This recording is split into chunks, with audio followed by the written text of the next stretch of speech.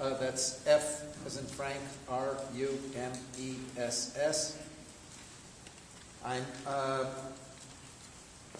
My company is R&F Handmade Paints on 10 Brook Avenue. As Kitty mentioned, and thank you for laying the groundwork on a discussion of the arts,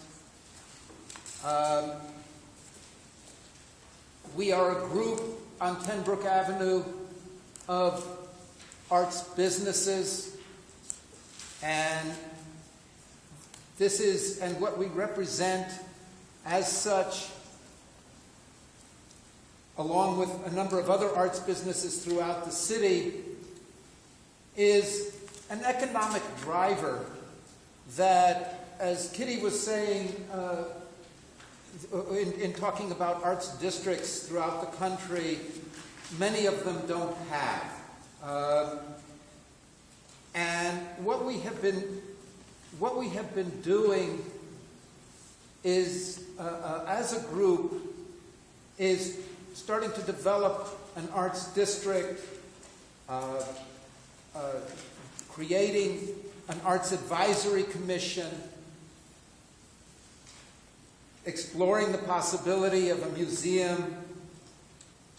These are things that were not really gone into in the comprehensive plan. Yes, there was a lot of mention of the arts, and there were details, but what wasn't there was the sense of how something like the arts can be a unifying factor for a comprehensive plan for the city, something that in many ways can help to unite the heritage, the preservation, the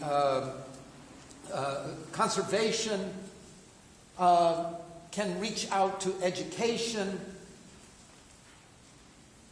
It's something that, in a sense, in reading the comprehensive plan and actually having very little contact with the group, made me feel that, again, like many efforts in the city, we're working in a sort of in disparate directions. We're not.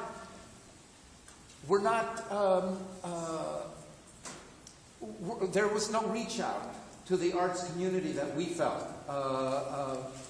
Those of us who have been working on the arts district and working on the other projects, and as a result, it would be very good if there was a lot more connection between what we're doing and the comprehensive plan, to get input from us and for us to participate more. I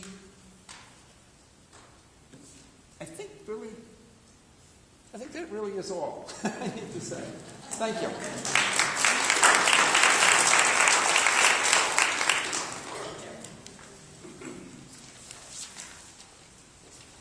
Hi, my name is Jerry Burke.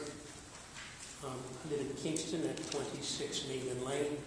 That's right on the Academy Green, very sweet spot. Can you spell your last name, please? B-E-R-K-E.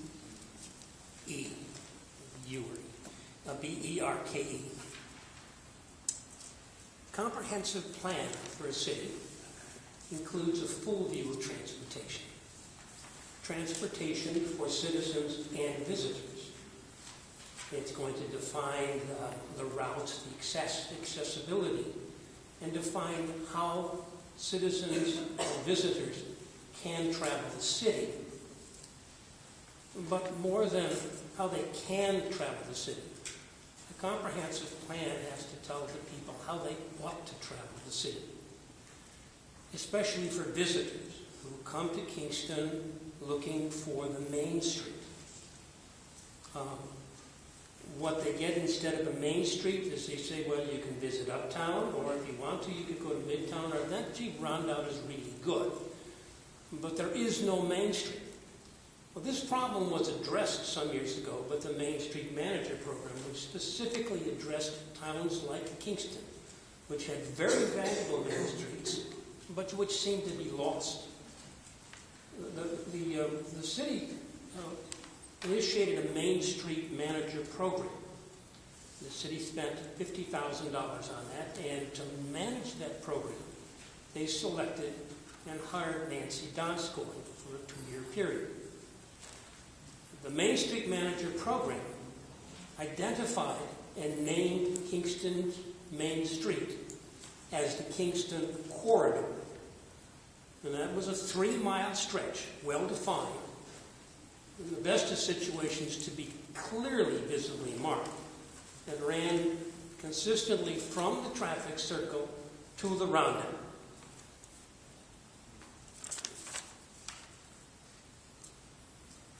I suggest that the comprehensive plan include the Kingston Corridor as Kingston's main street.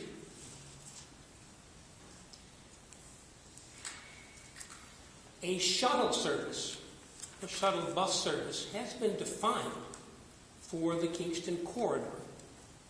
And that shuttle service can be put into place now, immediately, or certainly in time for the tourist season. I recently wrote a letter to the Kingston Times. If I can find it in a timely fashion, I'll read it to you and then I'll be done. Kingston Corridor Shuttle Bus. More and more, the development of the Rondout waterfront calls for a shuttle bus service along the Kingston Corridor to make it accessible from any point along Kingston's Main Street, as designated by the Main Street Manager program under Nancy Donskoy. The shuttle, defined as a 2-bus service with 15-minute inter-service times, $1 for a full day's use on-off. It celebrates the various districts and attraction all along the corridor.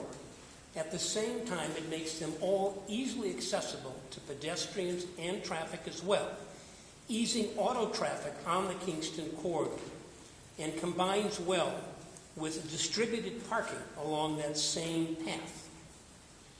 Note that the Kingston Corridor extends all the way through Uptown to Dutch Village, about 3 miles in length. Some commuters could park at their most convenient intersection with the corridor. And it Thank you.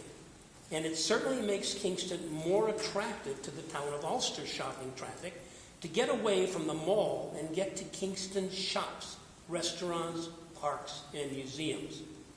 That kind of transportation ought to be a part of the thinking of the comprehensive plan, serving the Kingston High School, the SUNY campus, City Hall, UPAC, Cornell Street, the Art District, the Green Line, the Trailways Bus Terminal, and the brilliant nightlife in Uptown, including Backstage Productions, Keegan's, and The Anchor. There is information at kingstoncorridor.com and a Facebook page, Kingston Corridor Shuttle Bus.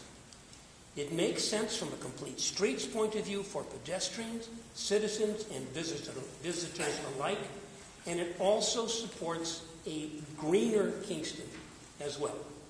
Thank you.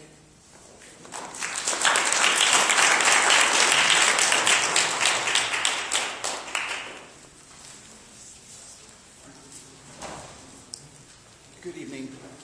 My name is Jeffrey Anzavino, A-N-Z-E-V-I-N-O,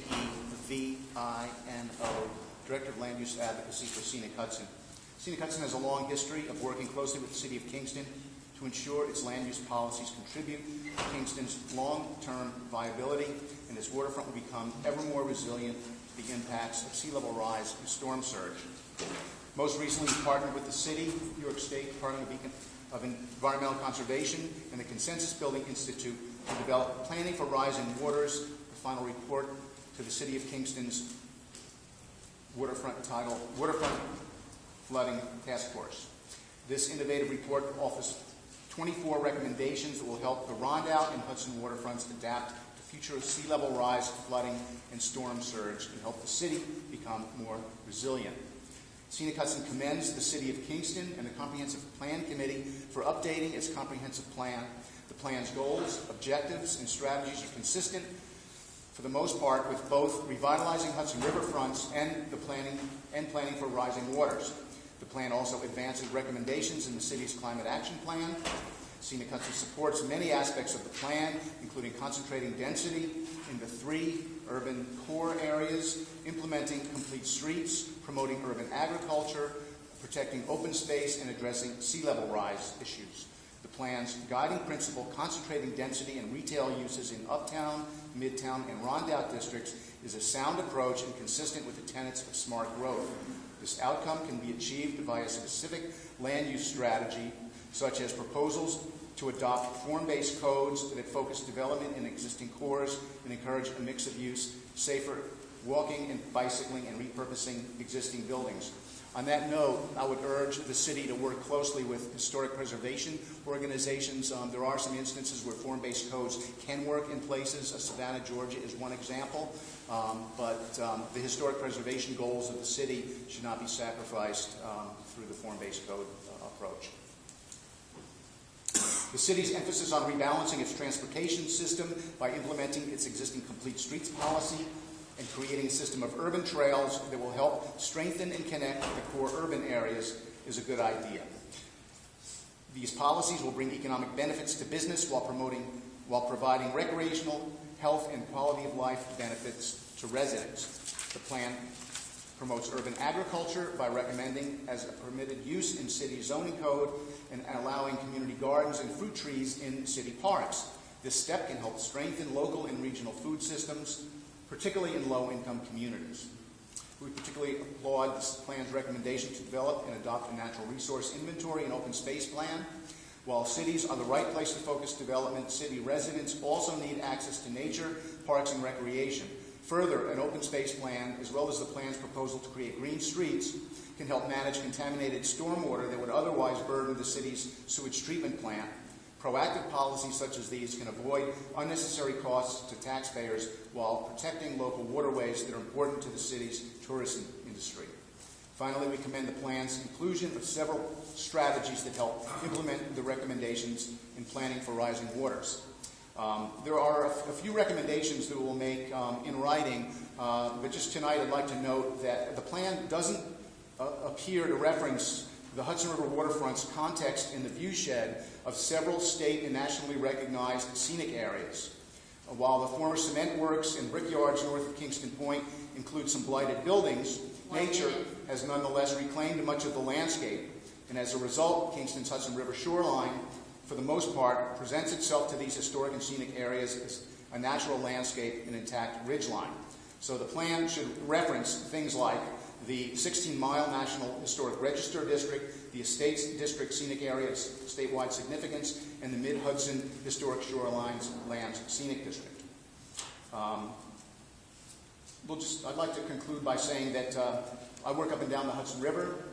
Many cities are envious of what Kingston has. Kingston is competing with places like Beacon and Poughkeepsie and Newburgh. Right now you have a leg up, and I think with some changes to this plan, make it stronger in the historic preservation aspects. I heard some other good ideas, putting the goals up front.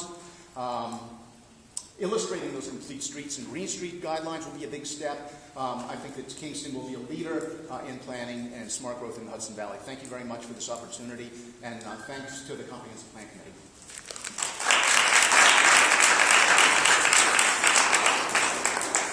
Okay, the next four speakers will be Weston Davey,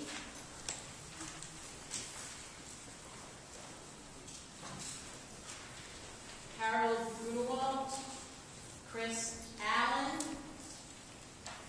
and Jordan Scruggs.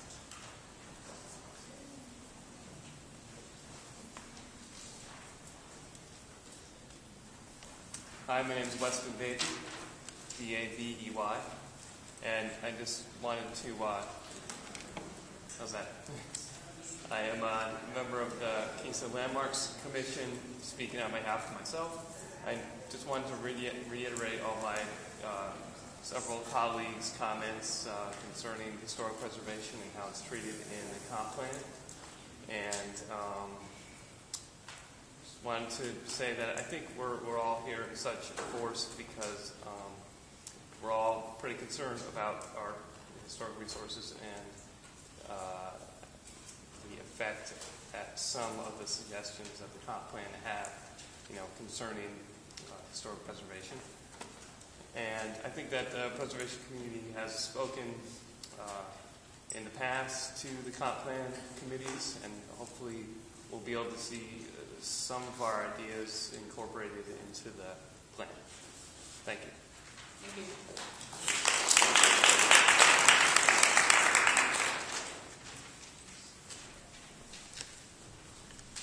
You just want the mic.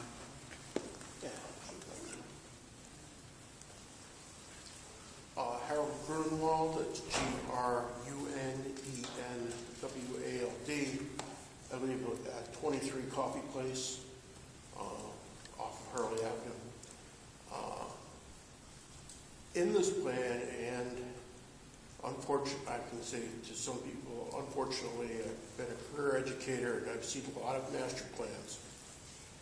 This one, as far as I can tell, interacts very, very little with Kingston's largest employer, which is the school district, and that needs to be included when you're talking about transportation. We already have a transportation system. We're moving kids around this city every day, and those two systems could interact. I remember when I was a child growing up that I took a city bus to school. So there's that. The other portion of this is I saw less planning, not planning, but in order to get someplace, you need to know where you're starting from. And I saw too little emphasis on the current infrastructure and what needs to be changed and how that is going to occur in this plan. We have 100-plus-year-old sewers.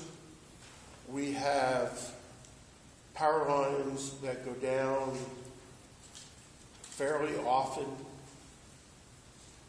All of those pieces of infrastructure need to be replanned with this, and it's the old story about trying to get someplace in Vermont.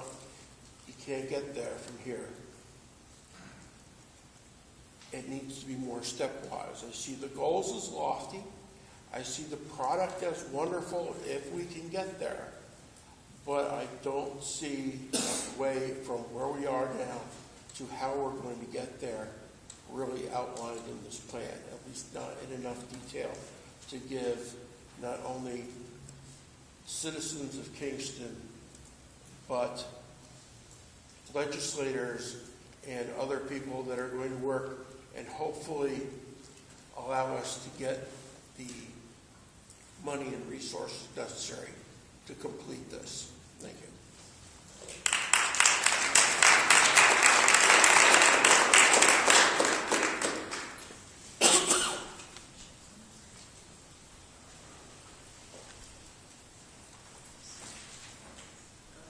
Chris Allen, is not here.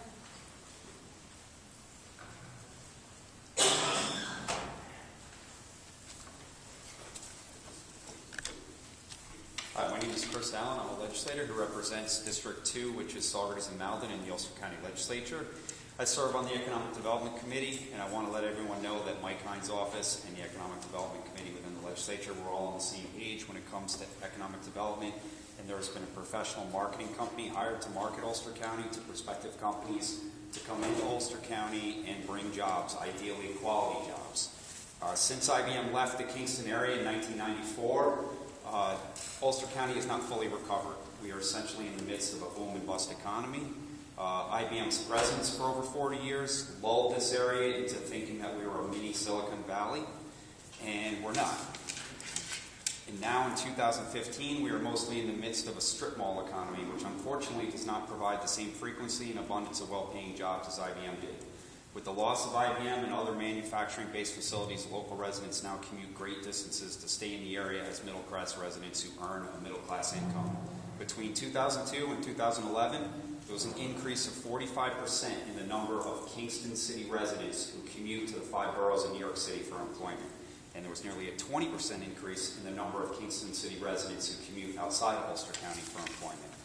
Goals number 4 and 7 in the comprehensive plan address the need for increased opportunities in employment and how infrastructural improvements like broadband internet being brought into Kingston will make Kingston more desirable for high-quality and industry-based jobs to come into Kingston. Last summer, I spoke right here in the chambers at the request of the Working Families Party on the expansion of broadband internet. A single county legislator drafted a comprehensive plan for high-speed internet to be brought into Ulster County, and it passed unanimously through the legislature last summer, shortly after that speech here in that presentation. Verizon is the #1 most profitable company in New York State, and Verizon has essentially made a policy statement that I have inside information on. They do not want to expand in the Albany area. They do not want to expand in upstate New York. They do not want to expand in the Catskill Mountains. They want to keep their expansion in the Long Island area, Rockland County, Westchester County, and select parts of New York City. Verizon needs to do right by Ulster County. They need to bring broadband internet expansion into Ulster County, so we're desirable for companies to come in here, and with that, ideally, quality jobs will come here too.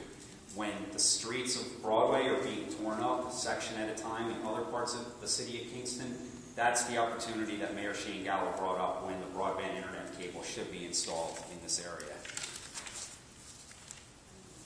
That's what's going to make Kingston viable in the 21st century for businesses to come into Kingston and provide quality jobs. With this recessionary-based economy and the lack of availability in jobs, new jobs being brought into Kingston will mean that my constituents in Saugerties and Malden will commute to Kingston and vice versa.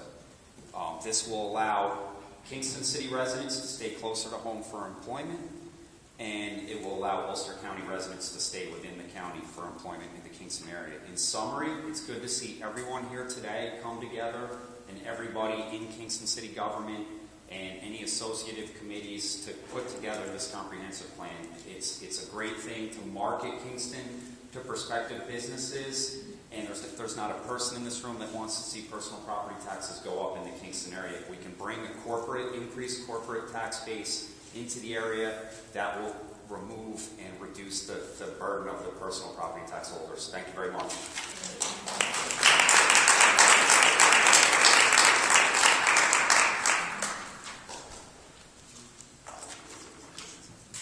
Can you hear me? Yes, okay. Jordan Scruggs, SCRUGGS. I work for St. James United Methodist Church, and I'm also one of the facilitators of Midtown Rising, which is a group of citizens who live in Midtown and outside of Midtown, but who care about the community. And so I'm here this evening to speak with and on behalf of some of them.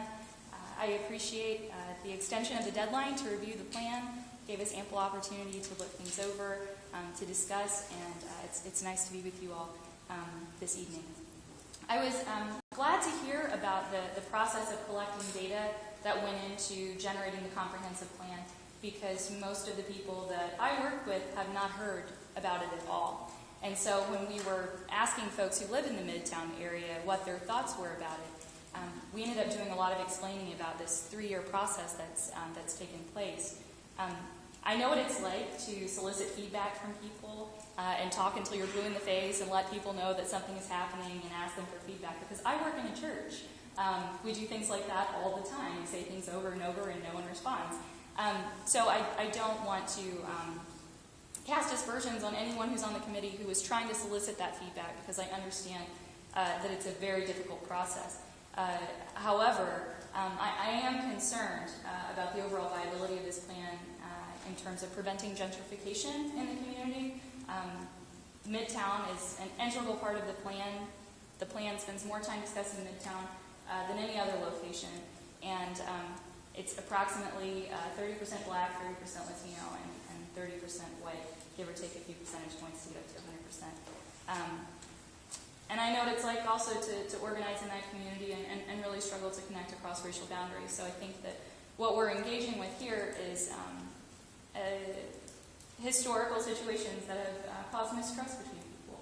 And if we really want this comprehensive plan to truly revitalize the community, to preserve, as the plan states, opportunities for mixed income housing and the ethnic diversity that's in the community, I think it's really, really, really important that we include firmer and more specific language in the plan about preventing gentrification and specific steps that are going to be taken to do what we can to prevent that.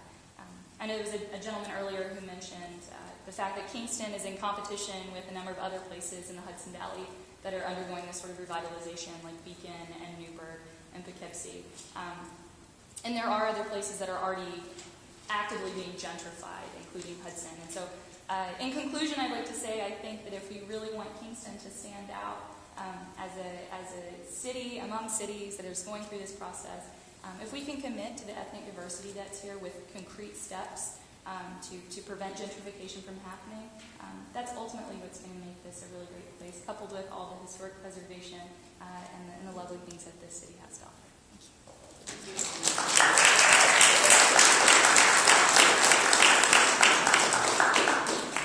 Okay, our last speaker is Leslie Miller.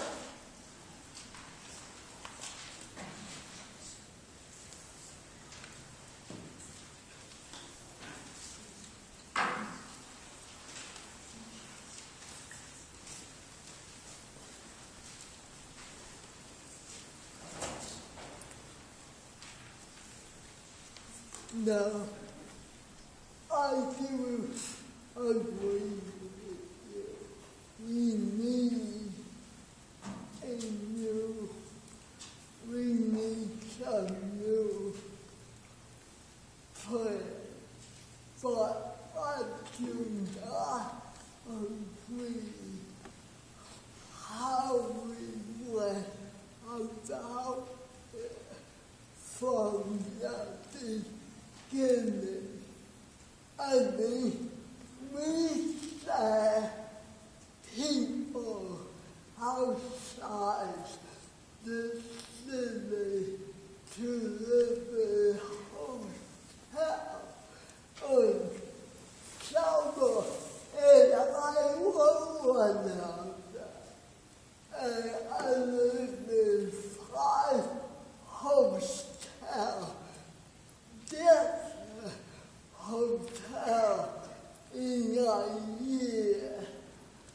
I saw people with many as 4 and 5 children live in one room and travel, and it's too much to a new hotel.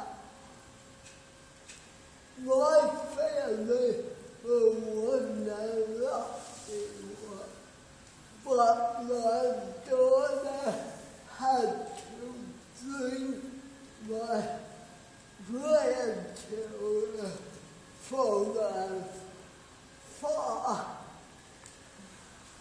away of Allendale to Kingston to school.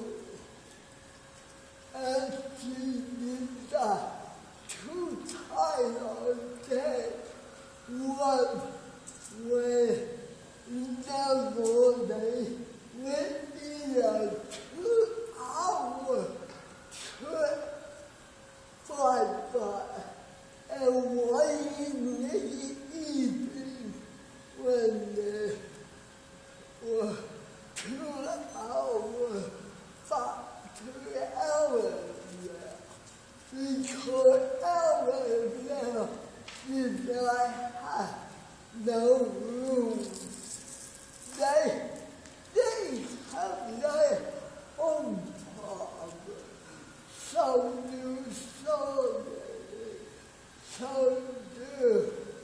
do everybody.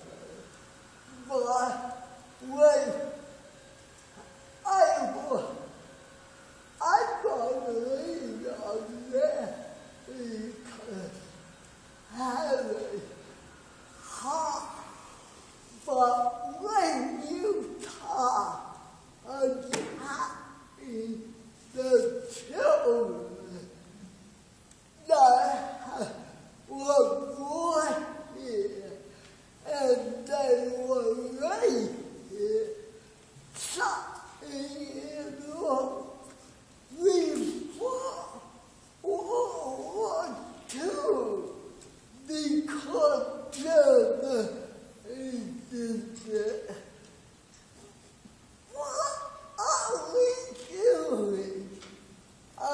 hope you reconsider the way you go about doing it. Thank you.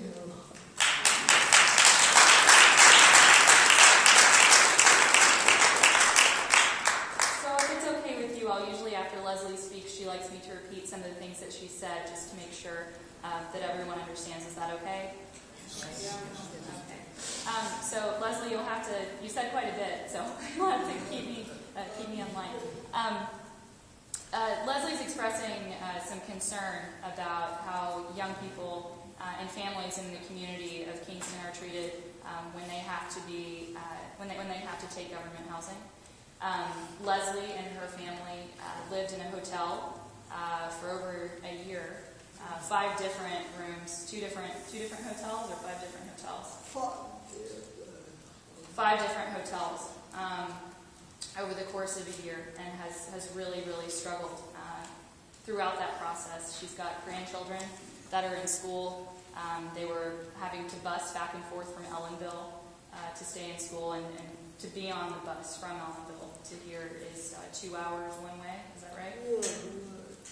And so she's expressing concern about, I guess, whether or not the comprehensive plan is going to address affordable housing within Kingston. And also, I think, feels as though maybe her voice wasn't heard during the process of creating the plan, especially somebody who's a pretty active community member. And so she agrees with the idea that things needs to change, but is expressing some frustration and feels that it's important for us as Americans to really care about our young people so that they don't have to be in that position. Is that pretty solid? Okay. All right, thank you.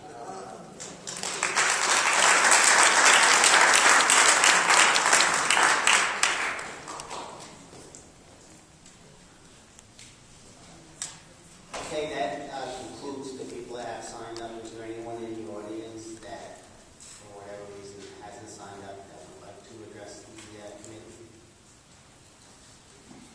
Okay, then I would like to call this public hearing to a close. I would like, again, to thank everyone for their comments. And we have until the 25th, so 26th, to submit any written comments. And of course, the steering committee will meet after that to discuss all these proposals or suggestions to the committee. Yes, Mr. Burton? Can I ask you a question? Sure. When people submit comments, Yes. where can we see the comments that other people have submitted? Once the comment period closes, we will post all of the comments and statements. On the city website. Sorry. On the city website under... Okay, I was just wondering whether you couldn't publish the comments over the period while you are getting them, so people can read them and they don't submit the same thing. They get to see that other issues are covered. But as you get comments, would you please publish them immediately? Okay, Sue said she could do that. Oh, great, thank you. Okay, anyone else? What was I saying? Okay, so, the process will be the steering committee, liaison, advisory committee will all meet and discuss all these proposals or recommendations and go through them, and they'll